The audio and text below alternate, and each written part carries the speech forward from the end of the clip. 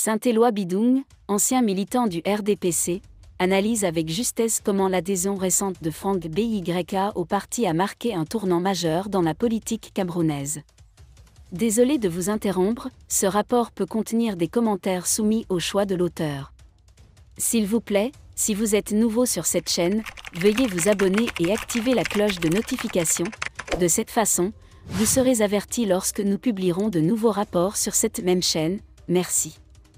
Les images saisissantes du 6 novembre 2023 à Nice, en France, resteront gravées dans l'histoire politique du Cameroun. Ce jour-là, les fondements de la Troisième République furent ébranlés, la vérité sur la guerre de succession fut révélée et les ambitions politiques furent écrasées.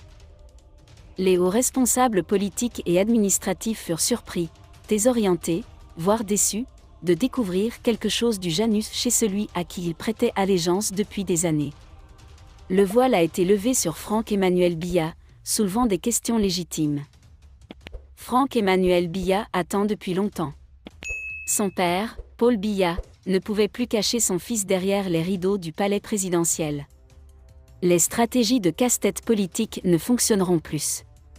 Les plans de succession se dessinent avec des images énigmatiques mais claires de la domination de Franck-Emmanuel Biya dans la course à la présidentielle.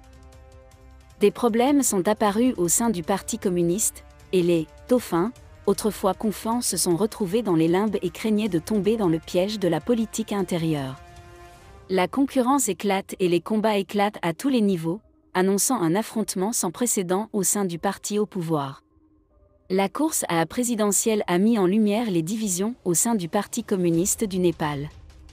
Les conservateurs orthodoxes du parti sont confrontés au dilemme de désigner un candidat naturel, avec un CV politique solide et des preuves de radicalisme au sein du parti. Les luttes intestines s'annoncent féroces entre ceux qui soutiennent la candidature du père et ceux qui soutiennent la candidature du fils. Les enjeux de ce derby politique dépassent les simples divergences idéologiques et révèlent une lutte de pouvoir au sein d'un parti déjà affaibli. L'opposition appréhende cette éventualité et a peur d'assister à nouveau aux manœuvres politiques du CPM. L'effondrement éventuel du parti au pouvoir pourrait créer des opportunités pour l'opposition et signaler un paysage politique imprévisible. La politique camerounaise est sur le point de connaître un nouvel épisode alors que la lutte pour le pouvoir au sein du Parti communiste camerounais s'intensifie.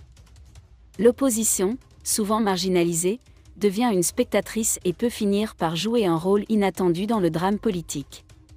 Merci d'être resté avec nous jusqu'à ce point. Comme toujours pour promouvoir la liberté d'expression, laissez vos opinions à ce reportage dans. Si vous avez aimé cette vidéo, merci de liker, partager, commenter et surtout vous abonner à la chaîne. Et on se retrouve très vite pour une prochaine vidéo.